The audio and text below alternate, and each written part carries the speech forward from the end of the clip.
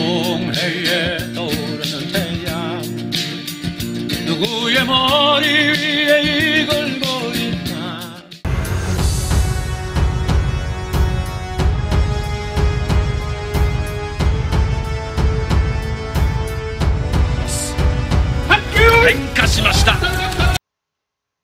여러분 안녕하십니까. 동력에 해뜨는 나라 가야, 그 카라연합TV의 박준호입니다. 여기 보면은 조선, 카라사르, 홀본, 옛날 졸본부여 앞에 본 홀본이죠. 해본, 그리고 한국, 카라쿠니, 그리고 일본. 이것은 모두 같은 의미를 지니면서 다른 말이다, 이런 말이 되겠습니다. 그 뜻은 그런데 하나로서 카라이다. 카라는 해의 땅이란 뜻입니다. 그러니까 이 조선, 홀본, 한국, 일본이 뜻으로, 즉 훈으로 읽을 때는 카라가 될 수밖에 없다. 자, 이제는 부채꼴 햇살 전략에서 일본의 지정학적 이익에 대해서 알아보겠습니다. 일본의 지정학적 이익은 이제 미국 패권 범위, 세력 범위 내에서의 지정학적 이익하고 일치한다고 봅니다. 그래서 이 지도를 띄워놓고 얘기를 하고요. 일본의 지정학적 이익하면 전략적 목표는 뭐냐? 목표, 서태평양 동남아에서의 슈퍼 미들 파워를 만들어 놓는 거예요. 그러니까 중국과 미국이라는 이 거대한 세력의 중간에 끼는 바다의 왕자가 되겠다 이거예요. 그래서 인도 태평양 전략을 만들어낸 것도 아베 때의 얘기입니다. 아베, 일본이 만든 거예요. 그래서 일본이 만든 인도 태평양 전략을 미국이 수용한 것이다, 이런 얘기가 있습니다. 그러니까 동남아시아와 그 다음에 한반도, 일본 열도로 해서 동남아시아, 타이완 해서 이렇게 인도까지 연결되는 이에서의 바다에서의 이익을 보장받겠다. 그런다 해서 이쪽에 패권을 휘두르겠다, 그런 건 아니죠. 그 패권은 미국 패권 안에 있다 이 말이에요. 중국 패권에 있는 게 아니고 미국 패권 안에서 그걸 이익을 취하겠다. 그래서 그것이 슈퍼 미들 파워 해양 국가가 되겠다. 근데 그건 과거 일본 제국 시대의 패권은 아니지만, 일본은 패권이었죠. 일본 제국은 패국이었지만 패권이 아니지만은 국제무역 교역상에서의 이익을 보장받겠다. 그래서 미국의 패권이 필요하죠. 미국의 서태평양에서의 안정적인 항행의 자유가 필요한 거예요. 근데 그게 이제 그대로 보면은 일본하고는 전혀 관계없을 것 같은데 이거하고 유사합니다. 이거. 일본하고 거의 관계없을 것 같죠. 근데 일본은 일본 문화 연구해보고 공부해보면은 일본이 곧 부여입니다. 부여. 한국인들의 고대 국가의 출발은 거의 부여에서 출발했다고 보면 돼요. 부여 세력이 남쪽으로 내려오면서 고구려, 백제, 가야, 일본이 다 만들어지는 거예요. 그런데 신라가 삼국을 통일하면서 이 부여계 세력이 다 도륙을 당하고 작살나고 다 일본으로 도망갔다, 이렇게 보면 돼요. 통일 이전부터 이미 일본 열도는 부여계 세력이 장악을 하고 있었어요. 그러니까 이미 그게 부여계의 언어가 자리 잡았죠. 현재 일본어는 고구려 백제계 언어하고 그 지배 언어하고 비슷한 겁니다. 일본어 연구를 해보면 그래요. 백제는 곧 일본을 만든 조상의 나라입니다. 백제가 이렇게 건초공황 시절에 이 한성, 위례성을 중심으로 해서 이렇게, 이 중국 대륙은 그 당시 위진남북적 분열 시대죠. 중국이 분열해 있던 시대죠. 마치 청나라가 분열한 이후의 시대하고 유사해요. 중국이 분열할 때 항상 해양은 이 바닷가에 살던 이 사람들이 쓸고 다녔다, 이런 얘기가 되는 거예요. 중국이 분열한 백제가 그래서 바다 건너가고 여기저기 이번 광양태수부터 이거 쭉 이렇게 나오잖아요. 이 시계 실제 역사 기록에 나오는 것들입니다. 이게. 이렇게 해양 개척을 해가지고 22개의 담로를 설치했다는 기록이 중국 기록이 있어요. 한국 기록이 아니고 중국 기록. 왜 우리의 역사서는 다 사라졌잖아요. 신라가 삼국을 통일하면서 자기의 명분을, 통일의 명분을 유지하고 강화시키기 위해서 그 역사서를 남겨놨겠어요? 다 없애버리지. 그리고 그게 당나라도 와서 고구려의 역사서를 다 불태웠잖아요. 남아있는 게 없어요. 부분적으로 그러니까 중국 역사서에 남아있는 것들을 얘기를 스토리텔링해서 만든 그림이 이겁니다.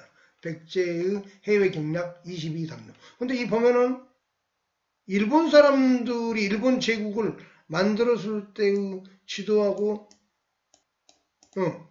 일본 제국 일제시대의 지도하고 비슷하잖아요. 백제가 해양 경략 22담로를 만들 때 그 지도가 일본 제국 지도하고 유사해요, 이게. 그러니까 한국인들은 백제를 이제 띄워야 돼요. 백제의 해양 제국을 한국인들의 인식에서 우호적으로 받아들이고 그걸 일본과 연결을 시켜야 되는 그런 역사관을 가질 필요가 있다. 그게 카라 야나베 세계관입니다. 그게 일제시대를 너무 또 예민한 얘기인데 어두운 세계로 그리면 안 돼요. 카라 야나베 세계에서는 일제시대 이게 백제 공초광 시대의 이 시절 그림하고 유사하잖아요. 응? 이게 하여튼 일본은 전략적 이익이 바로 그러한 그림을 교역로로서 안정적으로 확보하고 싶은 거. 그러면서 세계의 서방권에서 리더로서 자리를 지키는 거. 요거에 일본의 전략이. 그래서 유라시아 대륙의 안보 압력을 미국에 편성함으로써 안정을 보장받고 돌파해 나가는 거죠, 이게. 우리는 어떠냐? 우리는 여기 현재 실려 있긴 한데 이걸 적극적으로 할 사상도, 생각도, 어떤 비전도 정부가 정책적으로 갖고 있는 건 없어요. 제가 말하는 카라 연합은 한국 사람들이 이런 전략을 편성해야 된다. 카라 연합은 그걸 말하는 거예요. 이 내용이 그대로 한국의 전략이 돼야 된다. 왜? 이게 백제인들이 하던 전략이에요. 백제인들의 고대의 역사에 이걸 만든 거예요. 그리고 그 습성 그대로 일본은 상업을 천시하지 않으면서 무역을 천시하지 않으면서 오늘날까지 살고 있어요. 우리는 고려시대 끝나고 조선에 들어오면서 성리학 체계로 가면서 완전히 요즘으로 말하는 공산주의 스타일로 나라가 재편됐죠. 그래서 성리학하고 사회주의하고 소프트웨어 호환성이 있다고 제가 얘기하는 겁니다. 상업을 천시해. 사농공상이었고 가장 말단에 두어. 무역 이런 거. 안빈낙도, 농업 이런 것을 귀하게 여기고 도덕적인 어떤 룰을 강조하면서 탁상공란하기 좋아하는데 실제 바다를 건너서 무역하면서 시야를 넓게 보고 활달한 기상 속에서 살아가는 그런 문화의식이 조선시대는 없었어요. 그게 후기로 가면 완전히 사라지는 겁니다. 바다를 막아버리잖아요. 해금을 해갖고 바다를 막아요. 중국도 그러니까 망한 거예요. 중국도 명나라 이후에 그런 경향이 강했어요. 조선시대에 섬을 비우는 정책, 공도 정책을 펼쳐요. 자꾸 일본 사람들 계열의 사람들이 와가지고 거기 와갖고 해코자 하고 그러니까 얼마나 소극적이고 수세적인 모습입니까? 이게 한국인들은 고려 때까지 그러지 않았다. 고려 때까지는. 조선시대 들어와가지고 상무정신과 더불어 상업과 무역의 정신이 완전히 사라진 거예요. 그러니까 다원성이 없는 거예요. 사람들이 다원성이. 뇌가 한쪽으로 딱 틀어막히고 농사 짓는 사람은 편안만 저 농군의 아들 농부의 아들 출신인데요. 농사 짓는 사람은 그렇게 폄하하고 싶고 성실하긴 하죠. 그런데 시야가 좁아요. 편협하고 시야가 좁고 획일적이고 그 다음에 뭐라고 그러지? 터줏대감 의식이 있어가지고 외부에 들어오는 사람들 배척하는 그런 경향도 문화가 있습니다. 시골 가면 그런 게 있어요. 농사 짓는 사람들 특징이 폐쇄적이고 자기들끼리만 알고 외부인 배척하고 그 다음에 자존심 세고 고집스럽고 안으로 지지고 볶으면서 윤리 도덕 따지면서 남 흉리나 많이 보고 간섭을 많이 해. 이웃 사람들은. 다원성이 없어. 같은 일을 하고 사니까 그걸 좀 벗어나면은 그거 추방감이야. 응? 옛날에 향약, 향교에서 그걸 이제 다루잖아요. 그런 것들을. 이게 뭐냐? 개방적이고 활달하고 이런 것들이 조선시대에 다 사라진 거예요. 그게 성리학의 영향이고 그런 성리학적 체제가 그런 거예요. 그게. 왜 성리학은 기본적으로 주나라 봉건시대의 정전제라는 이상의 이념적 토대를 두고 있기 때문에 똑같이 나눠먹는. 근데 진짜 똑같이 나눠먹고 살았냐? 그러지 않아요. 나중 후기로 가면 다 체제가 시스템이 막 붕괴돼가지고 등쳐먹고, 응? 권력만 알고. 왜? 시장이 없으니까. 민에서 자체적으로 재화를 유통하면서 뭐 할 수 있는 그런 시스템이 약하다 보니까 벼슬아치만 이거로 하는 거예요. 벼슬아치만. 엔터프로너십, 상업 이런 것에 대한 어떤 그런 기질이 요즘 많이 자라났는데 그게 조선시대에 완전히 죽은 겁니다. 고려 때까지는 그러지 않았어요. 근데 일본은 근데 백제의 이런 해상 무역하면서 장사하면서 그런 기질들이 끊어진 적이 없어요. 그 조선시대 때 일본 사람들은 한국에 와가지고 대마도 통해서 와가지고 삼포 개항이랄지 무역선 할 수 있는 땅들을 좀 개방하라고 자꾸 하면서 자꾸 등쳐먹고 관리들이 모살기 구면은 난리 일으키고 그러잖아요. 그게 삼포 외란이고 그런 거예요. 조선 전기의 그 세종 때부터 그런 난리가 그게 뭐냐? 그 사람들은 무역을 하고 그런 것들을 선호하고 그런 문화적 환경 속에서 고대부터 살아온 거예요. 그게 백제인들의 그 문화적인 행태예요. 백제인들. 신라 때도 장보고가 청해진을 설치해가지고 그렇게 살았잖아요. 그게 그 청해진 장보고 그다음 백제의 그 해상개척 22담로 이런 것들이 한국인들의 일상적인 삶의 모습이라 이거예요. 고대부터. 바다의 해양을 질주하면서 무역하면서 그다음에 새로운 지역에 가서 새로운 것을 정보를 흡수하고 막 이게 이제 일본은 그게 계속 맥을 이어왔잖아요.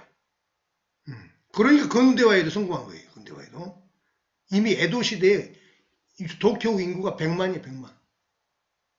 대지마 상권에 대지마에 거기만 세국 정책을 하더라도 그걸 열어놓고 포르투갈 상인, 네덜란드 상인들이 올 때 그 문화를 받아들여가지고 그걸 받아들이고 책으로 만들고 막 보급을 하고 이런 일들이 300년간 이어진 거예요. 1543년 이후에. 이런 기질들이 뭐냐? 백제인들의 해상무역 전통이 그대로 연결된 겁니다. 백제인들이 일본을 만들었어요. 거의. 일본 왕이 백제 왕의 계보의 후손이라는 얘기가 사실이잖아요. 거의. 그게 중요한 게 아니고 제가 뭐 봉건시대 추정하자는 얘기는 아닌데 문화적 습성, 속성이 일본은 해양을 항상 뭐 섬에 있기도 하긴 하지만 근데 그게 뭐냐면 뿌리가 뭐야? 백제에 있다 이 말이야. 백제. 백제 22담로가 현대에 와서 나타난 게 일본 제국의 모습이다. 이렇게 우리가 볼 수 있는 것입니다.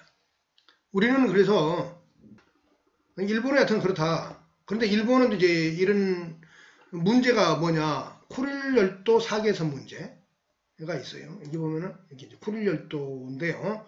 여기 보면 남쪽에 보면은 이트루프 섬 이름입니다. 시코탄, 하보마이, 코나시르 이런 4개의 섬이 이게 1855년에 협정에 의해 가지고 러시아와 그 당시 러시아 제국과 이게 나는 경계선인데요. 요 밑을 북방 쿠릴열도 사계섬 이건 우리한테 줘 하는 그 요구가 있어요. 러시아에서. 러시아는 안 돼. 근데 뭐 할 뻔 한 적도 있는데 그 얘기는 여기서 아니고. 근데 여하튼 2차 대전 패전한 태평양 전쟁 패전한 이후로는 수시에 몰렸기 때문에 홋카이도 바로 옆에 이걸 경계로 러시아하고 경계를 지고 있으니까 근데 불편하잖아요. 그래서 좀 역사적으로 봤을 때 1855선 라인이 좋은 것 같지 않냐 하면 러시아에 제안하면서 교섭을 하고 있는 상태입니다. 하여튼 북방 사계섬에 그 영토 분쟁 문제가 있어요. 우리 독도만 있는 게 아니에요. 독도는 우리하고 있죠. 그 다음에 센카쿠 열도, 중국과 있죠. 남쪽에, 오키나와 서쪽에. 이 세 개에서 분쟁 수역이 있는 겁니다. 그리고 그러면서 그냥. 근데 이걸 왜 이런 것들을 일본이 가져가느냐? 그 일본은 참 섬나라에 위치하면서 외교 전략을 잘 펼치는 거예요. 이런 분쟁거리가 있어야만이 그쪽에 대해서 방어 의지가 생기는 거예요. 방어 의지가. 그러니까 분쟁거리 하나를 만들어 놓은 거예요. 그래서 이 세 가지가 모두 그런 역할을 하고 있는 거예요. 그럼 독도가 가면 우리 입장에서는 무엇이냐? 대륙으로부터 오는 압력에 대한 이익선으로서 한반도를 교두보를 해야 하고 자기의 안보를 지켜야 되는데 거기에 대해서 현실적인 분쟁거리 소지가 필요한 거예요. 그게 독도예요. 독도를 대륙방어에 한반도로부터 오는 대륙방어에 분쟁거리 불쏘시개 거리로 쓰고 있는 거예요. 그게 실제 역사적으로도 고보적으로 뭐 영토 문제도 있긴 하지만은 외교 정치, 국제 정치의 전략상 필요한 거예요. 일본한테. 그 분쟁거리가 있어야만이 거기에 대한 방어 의지가 생기면서 거기에 대해서 방어 정책이 만들어지잖아요. 그게 아예 없으면은 야 평화로운데 뭘 만들어? 이렇게 되는 거기 때문에 그걸 만들어 놓은 거예요. 저걸 무력화시키기 위해서는 한국이 하는 방법은 뭐냐? 지금처럼 하면 안 된다 이 말이에요. 대통령이 가갖고 헬기로 이게 내 땅이야 하고 선포하면서 일본 자극하고 이런 쓸데없는 짓거리 하면 안 된다. 국제법에 그걸 분쟁 수역으로 국제 여론을 환기시키고 좋을 게 뭐 있어요? 실효적으로 한국이 지배하고 있는데. 응? 한국 땅이 실효적으로 지배한 한국 땅인 거예요. 그런데 이 상태로 계속 가갖고는 저게 계속 분쟁거리로 남아있으니까 저걸 한국 땅으로 확실히 만드는 방법은 뭐냐? 너희들 안보를, 대륙부터 안보를 내가 확실히 보장해 줄게. 요런 신호를 보내는 협정과 조약, 그리고 실제적인 행동이 필요해. 그게 카라 연합입니다. 카라 연합을 하게 되면은 저 독도 이름도 바꾸자. 독도 하면 한국 사람 입장 생각나고, 다케시마 하면 일본 입장 생각나니까 중간 다른 걸로 바꿔. 너하고 나하고는 카라의 전통에 기본을 기초한 하나의 역사적 조상의 뿌리에서 출발했으니까 카라 섬으로 바꾸자 이렇게 카라 섬. 그리고 그 주변에 우리는 동해하고 너네들은 일본에 하는데 그것도 국제적으로 다 공인받자. 카라 해로. 응? 카라 연합으로 가면은 독도가 카라 섬, 카라 해, 동해가 다 카라와 관련된 있지 않냐. 너희들 일본도. 응? 일본 천황이 11월 달 며칠인지 생각나는데 신상제 때 카라카미 진조무를 추게 합니다. 무당처럼 복장을 한 사람이 춤을 춰요. 일종 연희식이에요. 근데 그 춤사의 이름이 카라카미 진조무. 한국 발음으로 하면 한신 인장무. 일본식으로 발음한 게 카라카미 진조무. 일본 천황이 왜 그런 걸 할까요? 그럼 카라는 어디예요? 한국이죠. 한국. 한반도. 근데 그 카라는 경상남도에 있었던 카라가 대표적인 우리가 아는 카라예요. 일본과 한국은 이런 관계에 있는 겁니다. 그래서 카라로 묶으면 돼요. 카라로. 여튼 그런 것이다. 독도는. 여튼 이 문제를 근데 제가 보면은 그 쿠릴열도 사계선 문제는 그 카라 연합으로 가는 그 과정에서 일본이 러시아하고 매듭을 지어주는 게 좋아요. 왜 그러냐면 그 분쟁이 카라 연합으로 묶이면 러시아하고 우리하고는 사실은 아무런 그 쿠릴열도하고 관계가 없잖아요.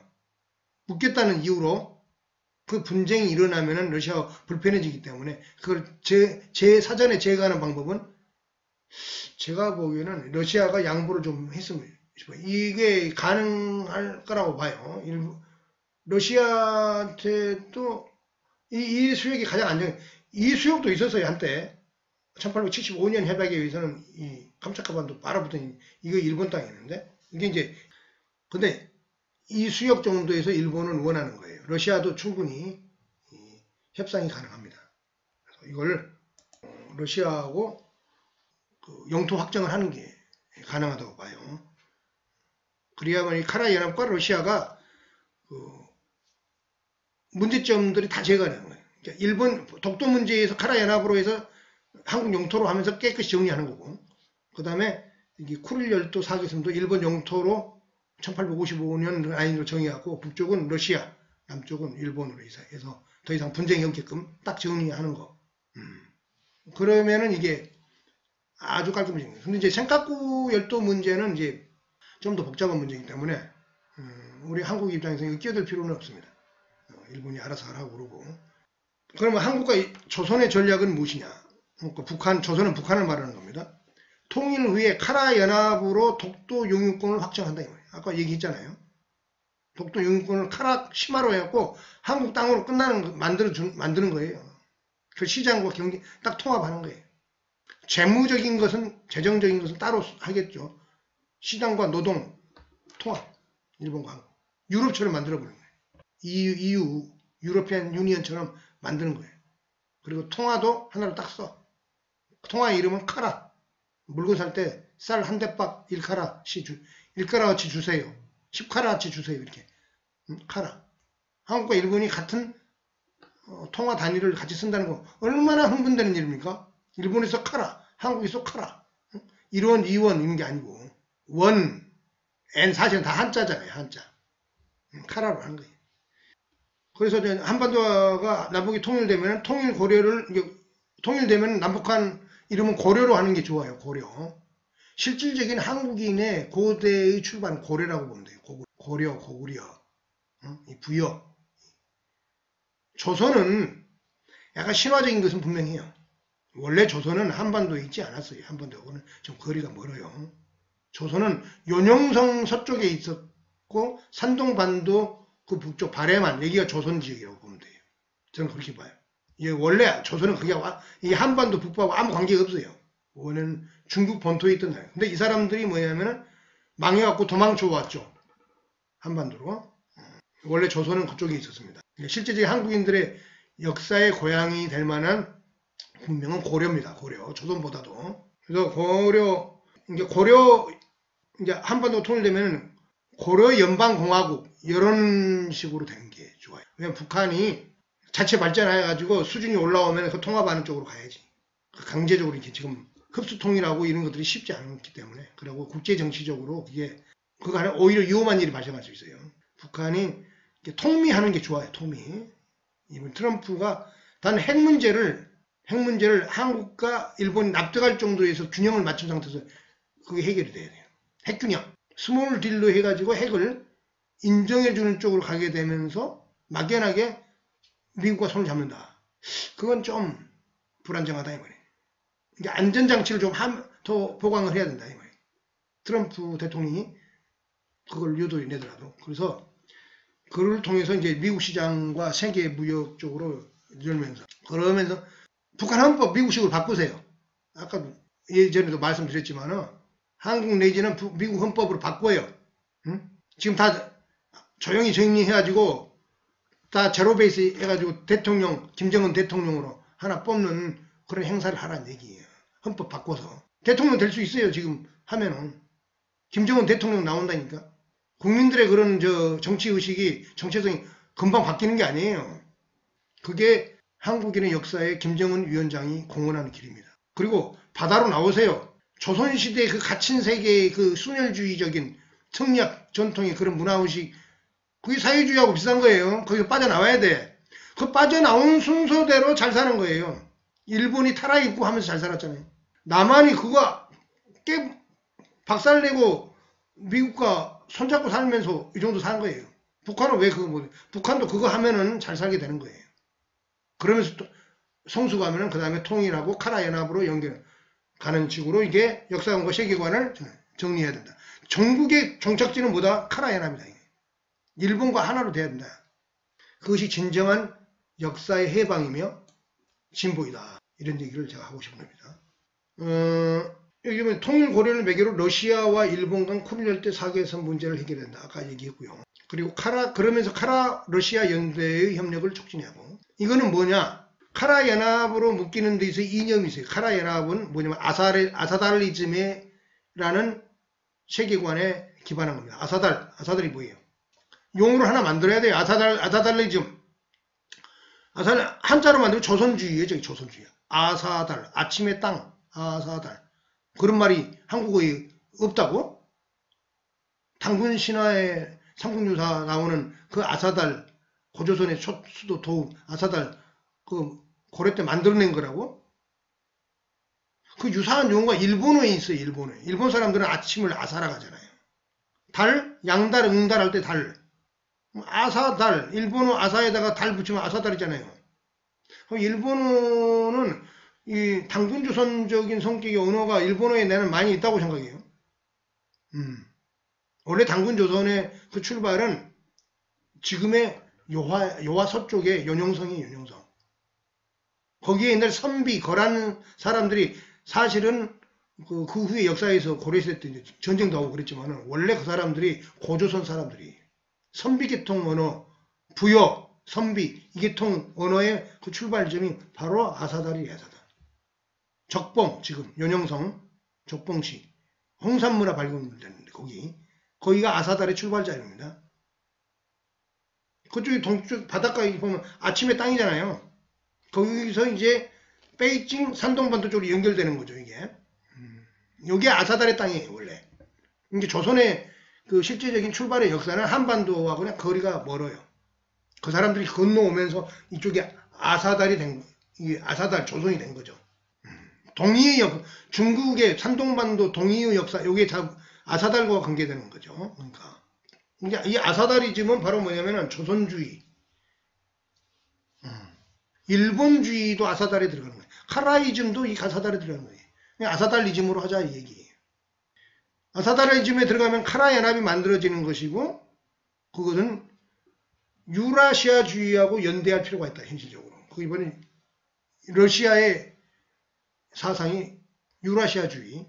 이번에 우크라이나 러시아 전쟁하면서 그 얘기가 돌길래 제가 공부를 좀 해봤는데 유라시아주의라는 게 푸틴의 사상이 있더라고요. 그 푸틴의 그 유라시아주의는 어떤 그 사상가가 있어요. 러시아에.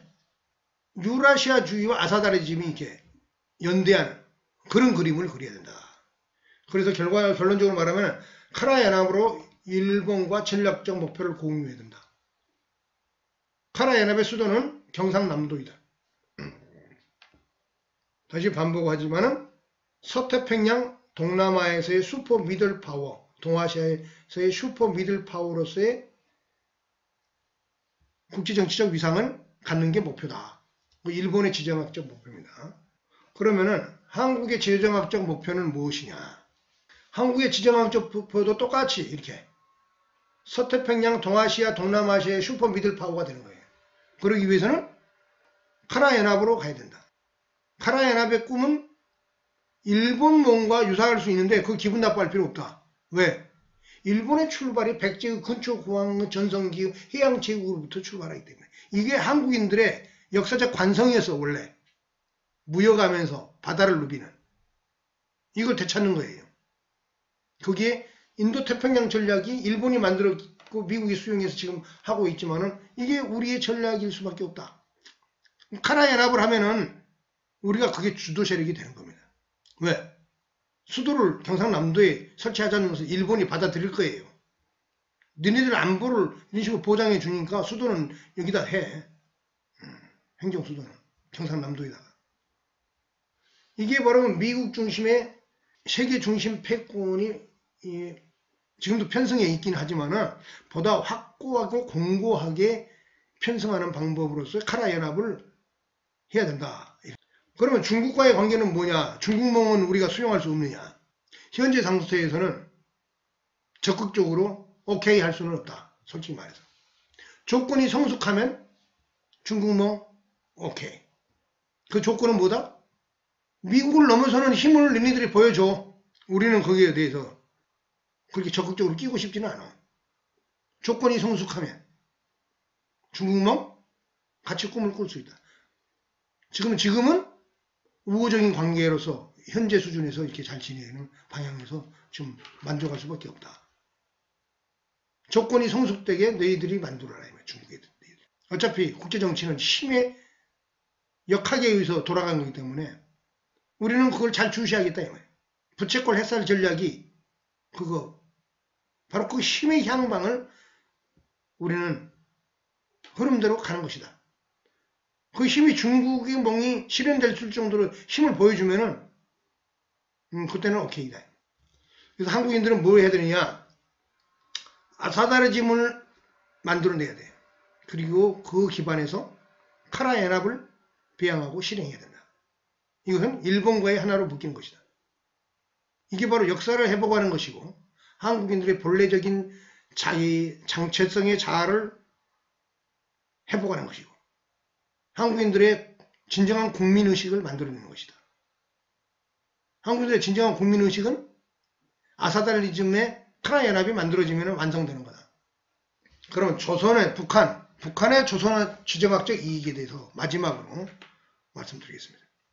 조선의 지정학적 이익은 한국과 똑같아야 돼요. 카라 연합으로 묶일 때 서태평양 미국과 통미하고 핵 문제를 해결하면 이 길로 나올 수가 있어요. 현대 헌법체제 마르크시즘 헌법체계를 버리세요. 미국식 헌법을 받아들이세요. 한국과 일본처럼 서구식 헌법을 받아들이라는 얘기예요. 그리고 반일 민족주의, 항일 민족주의적인 정체성을 누그러뜨리세요. 좀. 그러면서 서태평양 동남아에서의 슈퍼 미들 파워, 백제 근초공항 전성기대의 해양 제국 파워를 같이 재현해야 된다. 인도태평양 전략에 편승하라 이 말이에요. 미국과 통미하면서 단 핵 문제를 한국과 일본이 납득할 정도의 핵균형을 유지하는 쪽에 배려를 해야 된다. 그 배려가 없이는 쉽지 않다. 오래전에 역사관 얘기하면서 사람의 역사, 땅의 역사 얘기했는데 땅의 역사에는 힘의 지정학만 있을 뿐이에요. 민족주의적인 사람의 역사 가지고 걸고 넘어지면 안 된다. 북한 핵이 통일되면 우리 건데 뭐 괜찮아. 이런 게 바로 민족주의적인 사관에서의 북한 핵을 바라보는 거예요.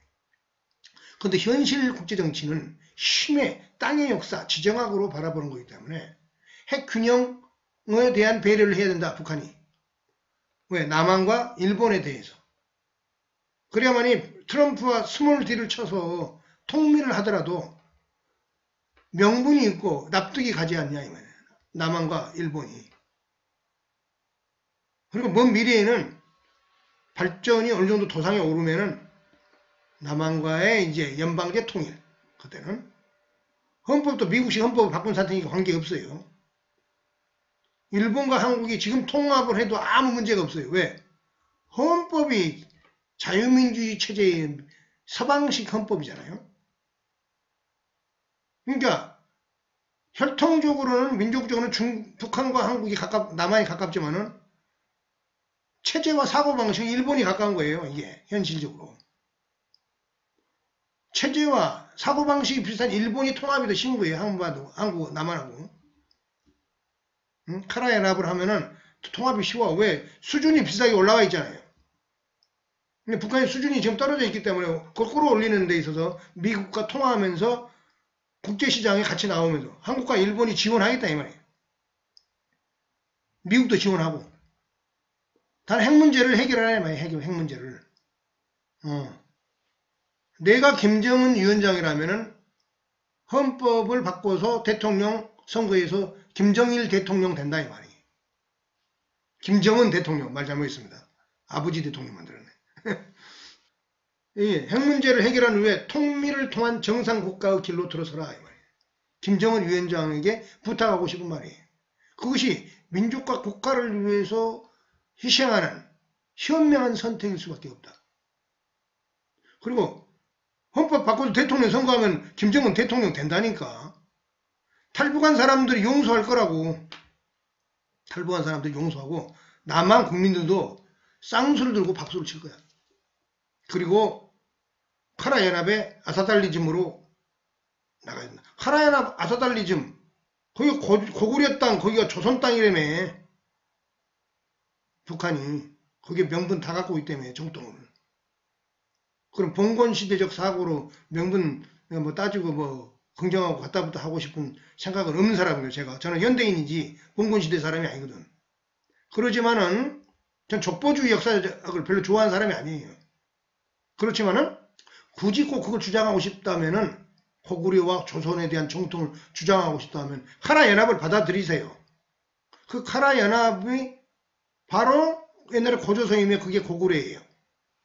확장적 역사주의, 한국의 왼쪽 그룹의 사람들, 그다음에 북한에 지금 정권을 담당하고 있는 사람들, 고대사에 대한 진정한 마음을 여는 길은 일본에 대해서 개방한 거예요. 일본에 대해서. 일본이 바로 고대 고구려 백제 가야 망해갖고 간 사람들이 일본이잖아요. 그리고 체제개혁 이념의 혁신이 필요하다. 방금 전에 얘기했던 헌법 바꿔야 됩니다. 헌법 미국식 서방헌법으로 바꿔야 된다. 대통령 중심제 하세요. 김정은 대통령 대시란 얘기예요. 당연히 시장경제 수용하고 미국식 헌법 수용하고. 반일 민족주의 폐기하십시오. 반일 민족주의 폐기하면은 저 반일 민족주의 안고 있어갖고는 역사에 아무런 도움이 안 돼요. 남한도 그렇고 북한도 그렇고. 폐쇄적 순혈주의. 우리 민족끼리 저거 주변 세력에게 이의제의로 이용당하기 딱 좋은 그 쓸데없는 구시대 유물이에요. 저게. 역사를 더 멀리 보세요. 그게 카라 연합입니다. 여기 써놨네. 폐쇄와 순혈주의 세계관에서 활달과 작정강세의 미학이 살아 숨쉬는 세계관으로 투신하라 얘기예요. 김정은 위원장이 나이가 30대 40 정도 됐을 것 같은데 꽤 집권했으니 20대 말에 집권해서 지금 10여 년 흘렀으니까 이겁니다. 폐쇄와 순혈주의 세계관, 민족주의. 그래서 아까 얘기했지만 조선과 고구려는 상징적 존재일 뿐이에요. 실질은 백제의 이상을 추종할 필요가 있습니다. 백제 이상. 근데 고대 국가 중에 우리가 이제 좀 모델로서 추종할 만한 대상을 찾다 보면은 고구려 조선이 아니야. 엄밀히 말하면. 백제의 백제. 삼국통일 과정에 망해가지고 사라졌지만은 백제의 연장선상에서 일본이 있고 그리고 백제의 이상이 건초공황 시절에 동아시아의 해양 패권을 쥐었다는 거. 이것이 바로 한국인들의 미래의 모델이 되어야 한다는 거. 그러면서 부여에 대한 역사적 향수를 다시 되살려내야 돼요.